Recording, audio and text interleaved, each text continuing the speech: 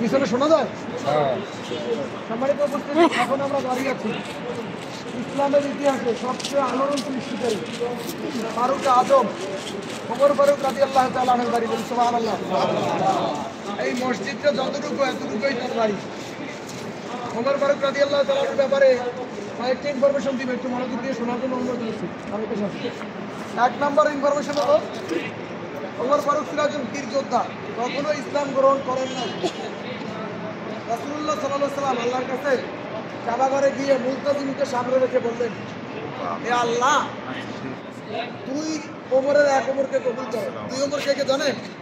একজন হলো ওমর ফারুক আর একজন হলো আবুল হিকাম, জ্ঞানের পিতা বলা হইতো, যাকে আমরা আবু জাহেল হিসেবে চিনি। আর নাম কি ছিল? আবুল হিকাম, জ্ঞানের পিতা। আল্লাহ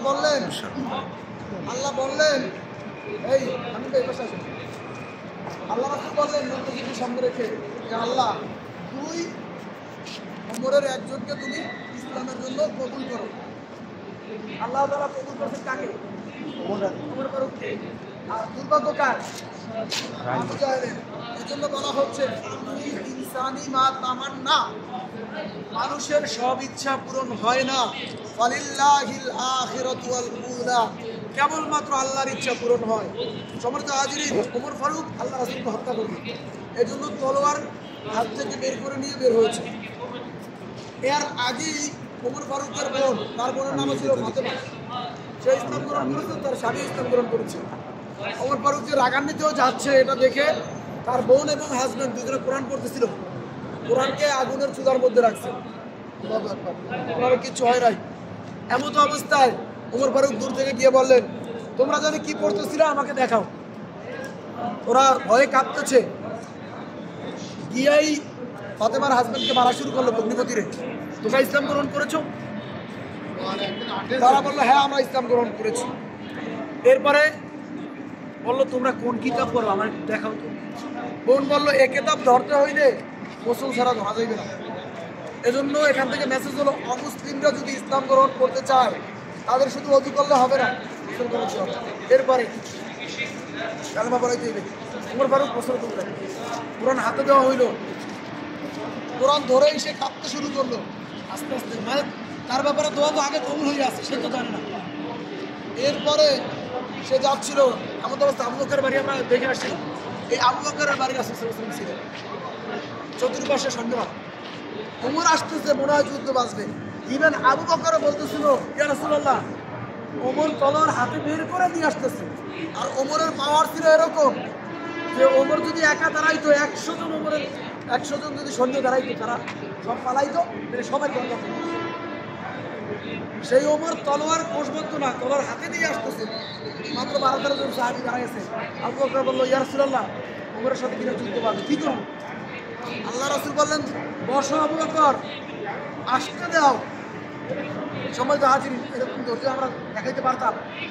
যখন আসছে ওমর, আল্লাহ রাসূল বললেন, কে ওমর, কি জন্য আসছে? ওমর তলোয়ার ফালাই দিয়ে সাথে সাথে আল্লাহ রাসূলের হাত ধরে বললেন, ইয়া রাসূলুল্লাহ, আমাকে কালেমা পড়াই দেন। সম্মানিত হাজিরিন, ফয়সালা কার কাছে হয়? আল্লাহর কাছে। এই ওমর ফারুক রাদিয়াল্লাহু তাআলা আনহু যখন ইসলামের খলিফা নির্বাচিত হবেন, এই যে আমি এতটা যুদ্ধ করছিলাম, প্রায় 5 বছর, এই মসজিদের মেম্বারে যখন খুতবা দেবেন, সরকারিভাবে কাপড় দেওয়া হয়েছে, তিনি যেরকম লম্বা ছিলেন এরকম মোটা ছিলেন। তো সরকারিভাবে যে কাপড় বরাদ্দ হয়েছে, ওই কাপড়ে একটা জুব্বা হয় না। তার ছেলে আব্দুল্লাহ বলল, বাবা, আমার তো আগের বছরের জামাটা আছে, সুতরাং আপনি আমার কাপড়টা দিয়া যদি জামা বানান তাহলে জামাটা মানানসই হবে, কারণ আপনি তো মেম্বারে খুতবা দেবেন, আপনি তো বাদশা। তিনি খুতবা দেওয়া শুরু করলেন। একজন সাহাবী বললেন, ওমর, তোমার খুতবা বন্ধ করো, আগে বলো তোমার জামা কেন বড়, কাপড় বেশি কোথায় পেয়েছে? আজকে যদি আমাদের প্রধানমন্ত্রী, রাষ্ট্রপতি বা কাউকে বলি, আপনি এই ছোটো জামা পরছেন, আমি কি ছোটো জামা করি, আছেন? ওমর ফারুক কাঁপতেছিলেন ভয়ে। তিনি কি উত্তর দেবেন, কি উত্তর দেওয়া যায়? আমি তো আগেই বলে দিয়েছি, আপনারা তো এটা জানেন। তার ছেলের কাপড়। আব্দুল্লাহ দাঁড়াই পিছন থেকে বলল, এই প্রশ্নের উত্তর যদি বাবা অনুমতি দেন আমি দিব। তিনি মৌন সমর্থন জানালেন, বললেন, আপনি জামা পেয়েছেন, কাপড় পেয়েছেন? হ্যাঁ। আমি তো একজন নাগরিক, আমি কাপড় পাবো না? হ্যাঁ পাবেন। আমার কাপড়টা বাবাকে দিয়েছি, 2টা কাপড় যোগ করে বাবার জন্য বড় জামা হয়েছে। ওই সাহাবী মসজিদের নববীতে বসে পড়েছেন এবং সবাই তখন উমরের গুণগান করেছে। সকল হাজিরিন, এই হলো ওমর। এবং ওমর ফারুক রাদিয়াল্লাহু তাআলা আনহু একত্রে সারা পৃথিবীর অর্ধজাহানকে নেতৃত্ব দিয়েছেন। এত বেশি নেতৃত্ব আর কোনো ব্যক্তি এখন পর্যন্ত দিতে পারে না।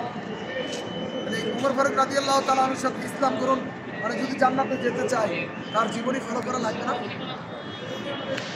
ইসলামের জন্য আমাদের সামনে অন্যায় করা হচ্ছে, আমরা কি বাধা দেই?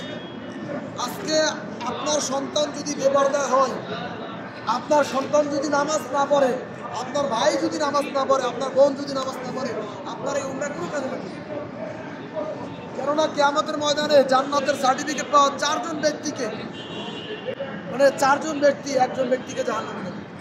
1 নম্বরে হলো আপনি বাবা, আপনার মেয়ে বেপরদা থাকার কারণে আপনার মেয়ে আপনার বিরুদ্ধে আপিল করবে।